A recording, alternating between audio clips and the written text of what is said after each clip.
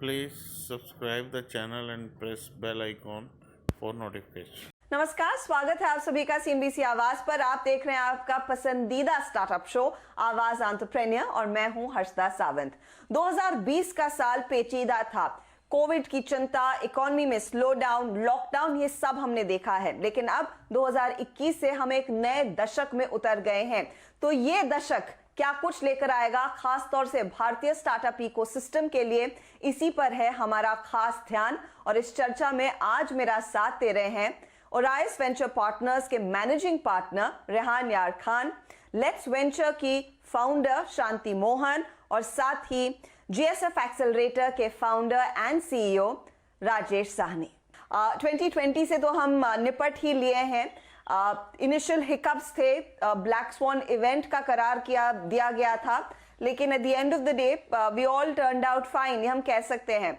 शांति, इस नए साल से क्या उम्मीदें हैं? जो सेकेंड हाफ 2020 में रिकवरी देखने को मिली थी, क्या ये और मोमेंटम पकड़ेंगी? तो 2020 एज अ ईयर, जो आपने सही बोला, that first half was actually pretty challenging. April and May was when we actually saw the slowdown, but June के बाद we actually started seeing recovery, a lot more investment coming into the ecosystem. हमारे platform पे हमारे 7,000 investor हैं, 200 family offices हैं, and what we have seen is that the digital adoption even from the investor side of the marketplace was accelerated because people did not have the option to go meet with founders, but investments was happening. And they were forced to adopt the digital mechanism of investing. And that has been my biggest takeaway for 2020, is that larger check sizes, larger family offices writing 5 crore checks have actually decided to come to digital platforms as well as meet founders digitally before they make the commitments. Interesting turn of events, digitisation का जो push था उससे काफी मदद मिली है। रेहान, आपके लिए ये पिछले साल का एक्सपीरियंस कैसा रहा है? आप भी ग्रोथ स्टेज कंपनियों में, अर्ली स्टेज कंपनियों में निवेश करते हैं और उन सबके हाथ कई चैलेंजेस थे कि बिजनेस को कैसे पिवट करना है, आगे का आउटलुक क्या है, ज्यादातर लोगों को समझ नहीं आ रहा था। अब हम नए साल में उतरे हैं, आई एम श्योर कि लोगों का एम्बिशन भी बड़ा है 2020 के हिकअप्स के बाद। आपके परसेप्शन में कितनी और ऊर्जा इस डिजिटाइजेशन वाले माध्यम को मिलेगी और ये कितना मदद करने वाला है इस इकोसिस्टम को और भी मजबूत बनाने में? हमने भी ये देखा है कि हमारे कंपनियों में डिजिटल एडॉप्शन 2 या 3 साल आगे एक्सेलरेट हो गया लॉकडाउन के जरिए, क्योंकि लोग ऑफलाइन जा नहीं सकते थे। नाउ 2021 में इसके जो बेनिफिट्स आएंगे, जो मार्केट 2021 का है ऑनलाइन मार्केट, वो 2023 या 2024 मार्केट के किस्म का है जो पहले प्रोजेक्टेड था। तो इतना एक्सेलरेशन हुआ है। तो एक तो डिजिटल मार्केट बढ़ गया है, नंबर 1। नंबर 2, क्योंकि टेक्नोलॉजी कॉस्ट हर साल गिर रहे हैं, तो इसके तरफ से जो नए कस्टमर्स ऑनलाइन आ रहे हैं, जैसे कि रूरल इंडिया, किसान, टियर 4 सिटीज, ये भी एक नया मार्केट आया है 2021 के लिए। और इनके लिए Please subscribe the channel and press bell icon for notification. भी अब सर्विसेज बन रही हैं। और दूसरे साइड पे आप देखेंगे आगे जाके 2021 में कि बहुत सारी जो कंपनियां 10 साल पहले फॉर्म हुई थी, 7 साल पहले फॉर्म हुई थी, इनकी आईपीओज आने वाली हैं 2021 में।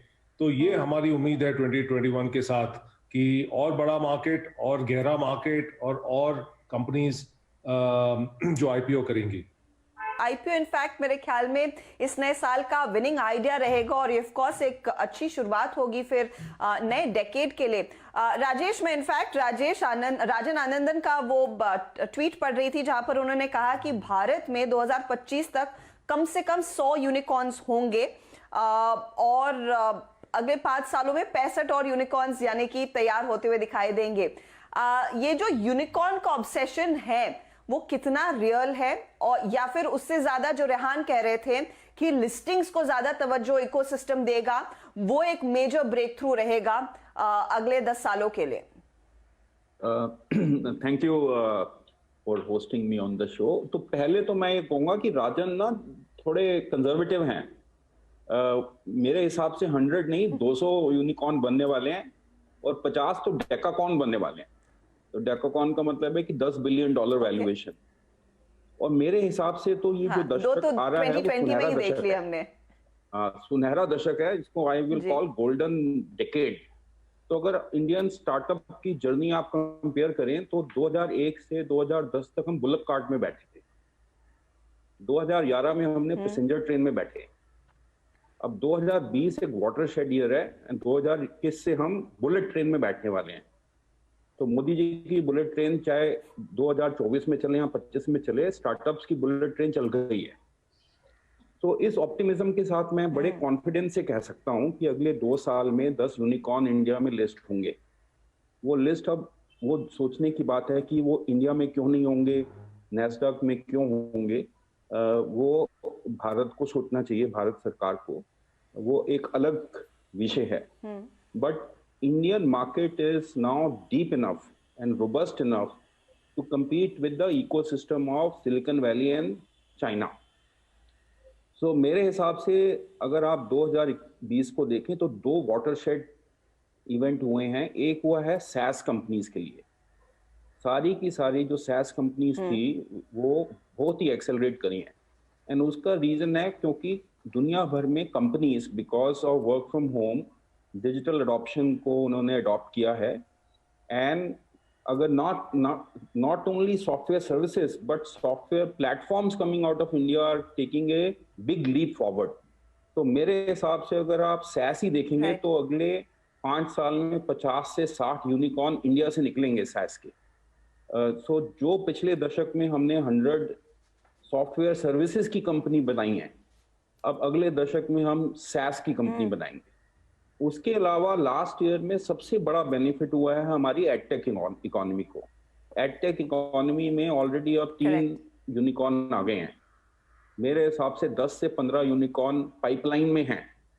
और इंडिया की एजुकेशन मार्केट इतनी डीप है कि India will become the edtech hub of the world. So SaaS and EdTech are going to further accelerate in next 2-3 years, and those are the 2 big bets that I am personally taking. Of course, India की जो economy है multi pronged है। E-commerce भी बढ़ेगा, digital media भी बढ़ेगा, logistics में भी बहुत अपॉर्चुनिटीज हैं, डिजिटल हेल्थ में लीपफ्रॉग होगा। ये जो SaaS वाला मुद्दा आपने उठाया है कि वहां पर एक बड़ा पोटेंशियल है, तो जो शायद अरसे पहले हमने Infosys, TCS and the likes ने करते देखा है, अब शायद इन स्टार्टअप्स की ओर से वो सेकंड रेवोल्यूशन आता हुआ दिखाई देगा। शांति, आप लोगों ने जो लेट्स वेंचर का 2021 का नोट लिखा, उसमें भी आपने SaaS पर ही सबसे ज्यादा दाव लगाने की बात की है। आपको किस तरह के जेम्स निकलते दिखाई दे रहे हैं इस पर्टिकुलर सेक्टर में, और कितना इंटरेस्ट फिर अर्ली स्टेज एंजल इन्वेस्टर्स का है इन कंपनियों के पीछे? तो SaaS actually, like Rajesh rightly said, SaaS is going to be this decade is going to be the decade. Please subscribe the channel and press bell icon for notification. For SaaS companies in India. And आप अभी early stage पे देखोगे तो there is a gap in the number of angel investors जो SaaS पे invest कर रहे हैं, and that is the focus for LetsVenture. Because अभी जो SaaS कंपनीज हैं mostly there are micro funds and VCs who are investing into SaaS। हमारे angel investors जो इंडिविजुअल एंजल इन्वेस्टर्स हैं वो थोड़े कम हैं SaaS में। एंड हमारा लेट्स वेंचर का प्रयत्न है कि to create a lot more early investors in SaaS, and because of that we are trying to also create a program around the SaaS cohort. But really to come back to the trends of the decade here, what I want to mention is I think we are yet to see a lot more innovation in the digital space. I think people are going to discover new ways of doing business which will create higher access. So 2020 tak, in my belief, there was an income divide in India, right? But I think from this decade onwards, there is going to be a digital divide. So companies which will go digital are going to win the market because you're going to be able to penetrate deeper markets and you're able to create deeper access for our customers. and that is what is yet to be seen, because on Let's Venture platform पे भी हम लोगों ने बहुत नए business models देखे हैं. तो आप कह सकते हैं कि we are perhaps just exploring the tip of the iceberg, और ये लगभग हर साल हम कहते हैं, but the fact is this iceberg is far much bigger than we ever imagined. आप देखिए काफी कुछ चीजें हैं जिस पर आगे भी हम बात करेंगे, तो एक काम करते हैं, एक छोटा सा ब्रेक लेंगे और इस चर्चा को जारी रखेंगे. आप बने रहिए CNBC आवाज के साथ.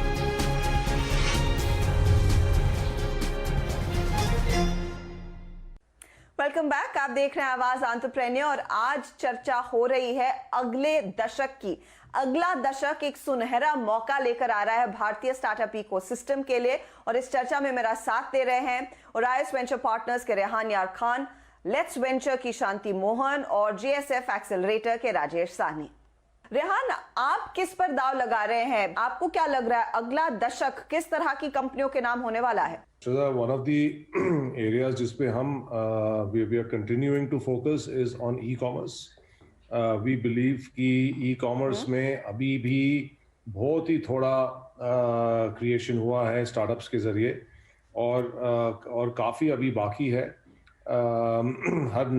काफी नए किस्म के e-commerce, online brands, इसका मूवमेंट तो हमने जो पिछले डेकेड में देखा वो शुरुआत ही देखी उसकी, और ई-कॉमर्स में भी अभी काफी बाकी है. एक तो वो है. सेकंड इज हम लोग देख रहे हैं जो न्यू मीडिया है वाया इंटरनेट, वाया स्मार्टफोन्स, वो काफी डीप जा रहा है अब हिंदुस्तान में. तो वो हमारी एक दूसरी एरिया है फोकस की. तीसरी एरिया है जो एग्री एरिया है, एग्री और रूरल. उसमें जैसे कि शांति ने बताया कैटल ट्रेडिंग हो रही है और अलग अलग चीजें हो रही है. तो क्योंकि अब cell phone penetration rural areas और एग्रीकल्चरल एरियाज में जा चुका है, तो इसके तरफ से वो पूरी एरिया अब एड्रेसेबल मार्केट बन गई है, और तरह तरह की सर्विसेज वहाँ पे आएंगी. तो ये लगभग 3 एरिया है. बाकी की एरिया जैसे कि फाइनेंस, एजुकेशन. असल में बात यह है कि जो ऑनलाइन टेक्नोलॉजी अडॉप्शन है वो हर एक एरिया में हो रहा है. तो ये काफी वाइड स्कोप है इसमें जो हम देख रहे हैं. तो उसमें से हम लोग 5-6 एरियाज लेके फोकस कर रहे हैं, क्योंकि इट्स नॉट पॉसिबल कि हर एक एरिया में आप जाके फोकस करो. तो we have about 6 areas within the fund that we are saying which is going to be our mandate for the next few years. But the good news is कि हर एक area इससे ये touch हो रहा है, और हर एक एरिया ये बढ़ेगा. जैसे कि कहावत है इंग्लिश में, with the rising tide all boats will rise. तो वही हम हिंदुस्तान में देख रहे हैं जो हो रहा है. एक जो मुद्दा रेहान आपके भी मन के काफी करीब है, वो ऑफ कोर्स एग्जिट्स और लिस्टिंग का है, और आप लोगों ने स्पीयर लीड किया है वो कॉन्वर्सेशन सरकार के साथ और सेबी के साथ. क्या लग रहा है कि क्या आपको आप भारतीय कंपनियों को भारत में लिस्ट होता ज्यादा देखेंगे, या फिर वो फाइनल विंडो खुल जाएगी कि भारतीय स्टार्टअप सीधे जाकर नैस्डैक में भी लिस्ट हो सकती हैं? क्या वो आपको होता दिखाई दे रहा है, और अगर हाँ तो क्या कुछ और लॉज में, गवर्नेंस में चेंजेस की जरूरत है? पर्सनली मुझे जो सेबी की जो रूल्स हैं उनके साथ कोई शिकायत नहीं है as far as listing goes Hindustan में. मुझे नहीं लगता है कि मेजॉरिटी ऑफ जो इंडियन स्टार्टअप्स है ओवरसीज जाएंगी लिस्टिंग के लिए. मुझे ये कभी नहीं लगता था. वो खाली एक मैटर था कि कब वो स्टार्टअप्स तैयार होंगी लिस्टिंग के लिए, और अब वो स्टार्टअप्स तैयार हो गई हैं लिस्टिंग के लिए. सेबी के rules are fine in my opinion for listing within India. खाली एक इशू हो सकता है कि अगर बहुत ही बड़ी कोई लिस्टिंग हो, $10 बिलियन मार्केट से रेस करना चाहे या $15 बिलियन मार्केट से रेस करना चाहे, तो शायद हिंदुस्तानी मार्केट उतना डीप नहीं हो उनके लिए.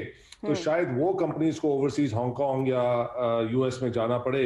बट बाकी की जब सो कंपनीज हैं, क्योंकि उनका ब्रांड इंडिया में है, उनके कस्टमर्स इंडिया में है, उनकी पहचान इंडिया में है, तो वो कोई जरूरत नहीं है वो कंपनीज को ओवरसीज जाने की. Please subscribe the channel and press bell icon for notification. उनको बहुत अच्छी प्राइसेस, बहुत अच्छा डिमांड और बहुत अच्छा कैपिटल रेज हिंदुस्तान में ही मिल सकता है. और मुझे लगता है कि 90 to 95% और इवन 99% ऑफ जो स्टार्टअप्स जो लिस्ट होने वाली हैं वो सब हिंदुस्तान में ही लिस्ट होंगी और ओवरसीज जाने की उनको जरूरत तो नहीं बड़ी पड़ेगी। वैल्यू अनलॉकिंग और ऑफ कोर्स बड़ा रिटेल पार्टिसिपेशन भी देखने को मिलेगा।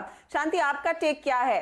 भारतीय स्टार्टअप्स भारत को प्रेफर करेंगी as against listing on Nasdaq? इस हफ्ते बात हुई है कि नायका तैयारी कर चुका है, जोमेटो ने खुद कह दिया है कि 2021 में आईपीओ लेकर आएंगे, delivery, there so many names. Yes.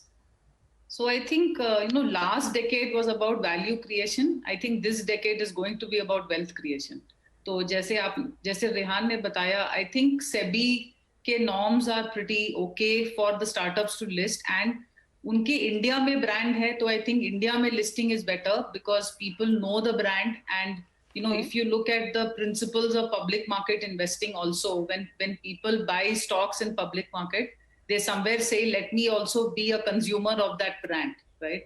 And I think today Zomato and Nykaa, they have millions of users in India, so unko India listing will be of course a lot more beneficial from the enhancement of the brand perspective, right? So I think you will find a lot more, you would rather have your users become your investors than to go to a very new market.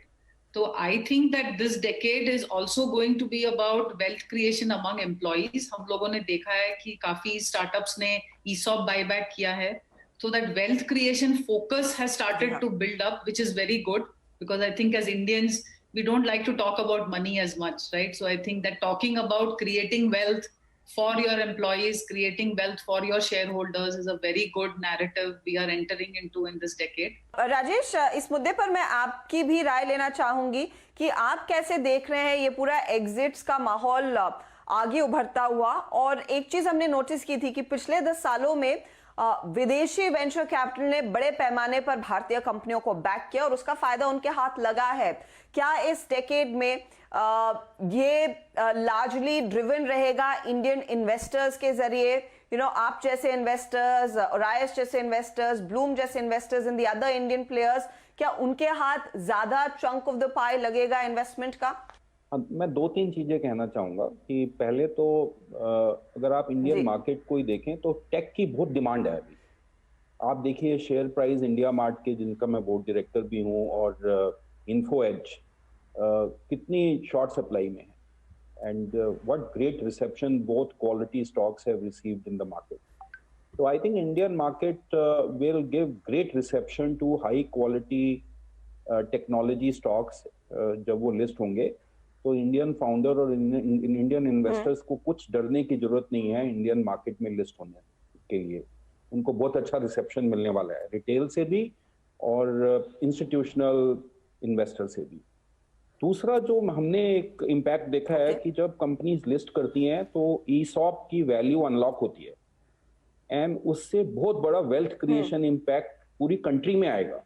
एक जमाना था जब इन्फोसिस ने ये culture बनाई थी, वो पहली शायद कंपनी थी जिसने ईसॉप की को मेन स्ट्रीम लेके गए थे, एंड उसका बेनिफिट बहुत हुआ। जी हाँ। बड़ी नई कंपनीज बनी उन एम्प्लॉइज से, एंड आई थिंक वही चीज अब दोबारा होने वाली है। एक वर्चुअस साइकिल क्रिएट होगी जब एम्प्लॉइज 1 करोड़ से 1000 करोड़ तक के बेनिफिशियरी होंगे, एंड वो एक नई साइकिल क्रिएट करते हैं, एक नई तरह की कंपनीज बनाते हैं। अभी फ्लिपकार्ट को ही देखो, उस कंपनी से ही 10-15 कंपनीज नई निकल चुकी हैं, एंड ये एक बहुत बड़ा फायदा होता है स्टार्टअप इकोसिस्टम को जब ईसॉप्स की वैल्यू अनलॉक होती है एम्प्लॉइज के लिए। तो नेशन में भी वेल्थ क्रिएट होती है और वेल्थ मल्टीप्लायर होता है। तो it's very important that this happens in the next few years, that 10-15 companies unlock the value for their employees. Not Please subscribe the channel and press bell icon for notification. only for the shareholders. Lastly, मैं ये कहूँगा कि ये कहानी तो भी शुरू हुई है। इंडिया में अब 2 तरह की, मतलब हमारे पास 2 रिसोर्सेज हैं। एक रिसोर्सेज है टैलेंट, एंड उस टैलेंट को हमने पहले लेवरेज किया जब सिलिकॉन वैली ने सॉफ्टवेयर को इंडिया में आउटसोर्स किया, सॉफ्टवेयर सर्विसेज बनी। अब वही टैलेंट प्रोडक्ट बना के सैस में बड़ी बड़ी कंपनीज बनाएगा। दूसरा हमारे पास जो है वो है मार्केट। हमारी मार्केट में डेप्थ है, हमारी मार्केट में लोग हैं, हमारा पर कैपिटा कम है बट वो ग्रो कर सकता है फास्ट अगर गवर्नमेंट की जो स्कीम्स अब उन्होंने लॉन्च करी हैं we can multiply our per capita income. So based on that, I think there is a new cycle of wealth and value creation that will emerge in what मैं बोलता हूँ golden decade of Indian startup ecosystem जो अब start हुआ है 2021 में. So investors के लिए जो उन्होंने लास्ट दशक में जिस भी इन्वेस्टर ने पैसा लगाया है स्टार्टअप इकोसिस्टम में, वेदर जो एंजल होगा या वीसी होगा या इंस्टीट्यूशनल इन्वेस्टर होगा, उसको बहुत ही हैंडसम रिटर्न टेक्नोलॉजी देगी इस दशक में. और इस दशक में जो लगाएंगे वो अगले दशक में उससे भी ज्यादा कमाएंगे. और दूसरी एक जो बहुत बड़ी बात हो रही है इस दशक में जो लगाएंगे का अपना मुद्दा उठाया, उस पर मैं शांति की एक फटाफट राय लेना चाहती हूँ. शांति, हमने देखा है कि ऑफ कोर्स एंजल इन्वेस्टर्स की ओर से इंटरेस्ट आया है, वेंचर कैपिटल निवेशकों की ओर से इंटरेस्ट आया, लेकिन आप लोगों का जो फैमिली ऑफिस से ताल्लुकात बढ़े हैं पिछले 6-8 महीनों में, उनसे कितना इंटरेस्ट देखने को मिल रहा है? वो कितने इच्छुक हैं भारतीय स्टार्टअप्स में इस समय पैसे लगाने के लिए, और क्या वो बड़ा गेम चेंजर रहेगा? तो हमारे फैमिली ऑफिसेस, जैसे मैंने बताया, लास्ट 7 months 200 फैमिली ऑफिस आए हैं प्लेटफॉर्म पे. और जब हम फैमिली ऑफिस की बात करते हैं तो family office is defined by there net worth which is anything from 500 crores to 1000 crores.